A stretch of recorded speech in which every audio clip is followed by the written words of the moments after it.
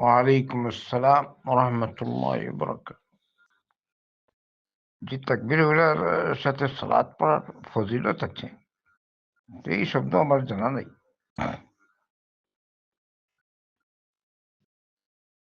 এছাড়া ওই যে প্রসিদ্ধ যে হাদিস 40 দিন তাকবীরুল্লাহর সাথে সালাত পড়লে এরকম হয়, দুটি পরমানা, দুটি মুক্তিনামা। এই হাদিসই অনেক মাহাদিন এটাকে জয়ীফ বলেছে, বুঝছেন। যদিও কেউ কেউ বা অনেকে এটাকে হাসান বলেন, অন্যদিকে অন্য মত এটা জয়ীফ। কিন্তু ইজমালি ভাবে সব মিলে আছে আলহামদুলিল্লাহ। তাকবীরাতুল ইহরাম সালাফে সালেহীন থেকে প্রমাণিত আছে, তারা খুব গুরুত্ব দিতেন। কেউ কেউ আছে অনেক বছর সালাত পড়েছেন, তাকবীরাতুল উলা মিস নাই। কেউ কেউ 40 বছর, কেউ কেউ 50 বছর, আরো বেশি তাকবীরাতুল উলার খুব গুরুত্ব দিতেন। বারাকাল্লাহু ফিক। আর ওই যে শব্দ বলেছেন উনি, এটা যদি পারেন ওনাকে জিজ্ঞেস কোন কিতাবে একটু সনদটা যদি উল্লেখ করতেন তো আমরা যাচাই করতাম কোথায় আছে। কিন্তু হয়তো উনি এই জন্য বলতে পারেন যেহেতু তাকবীরাতুল উলা ফজিলতের দিক দিয়ে, কারণ দুনিয়ার তো কোনো মান নেই, দুনিয়ার কি মান আছে আল্লাহর কাছে? আর দুনিয়া মালউনা মালউনা মা ফিহা ইল্লা যিকরাল্লাহ।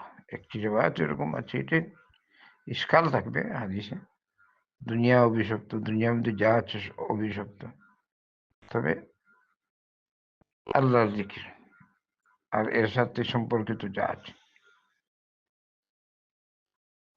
এছাড়া আল্লাহ রাসূল সাল্লাল্লাহু আলাইহি ওয়াসাল্লাম বলেছেন, লাউ কানাতিদ দুনিয়া তাজিনু ইনদাল্লাহি জানাহা বাউদাতিন মা সাকা মিনহা কাফিরান শারবাত মা, ও কামা ক্বালা সাল্লাল্লাহু আলাইহি ওয়াসাল্লাম। যদি এই দুনিয়ার মর্যাদা আল্লাহর কাছে একটা মাছির দানা পরিমাণ হতো, তাহলে পৃথিবীতে কোনো কাফিরকে এক্ষুনি পানি পান করতে দিতেন না। সাল্লাল্লাহু আলাইহি ওয়াসাল্লাম, আল্লাহ রাসূল সাল্লাল্লাহু আলাইহি ওয়াসাল্লাম ফরমান। আর এর চেয়ে আরো প্রসিদ্ধ যে হাদিস, ওই যে একটা মরা ছাগল, মরা ছাগলের কথা আছে, মানে এর থেকেও মর্যাদা আরো কম এই পৃথিবীর।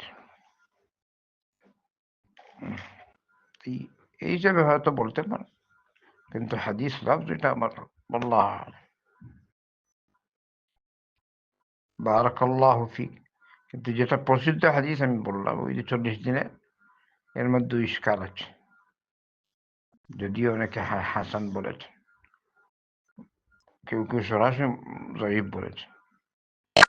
ওই যে 3জন সাহাবীদিকে প্রমাণিত আলবানী হাসান বলেছেন, কিন্তু অন্যদিকে তো ওখানেই ইশকাল। তাহলে এই শব্দ হয়তো ঠিক হবে না, কিন্তু মূল অর্থ সহিহ। বারাকাল্লাহু ফিক।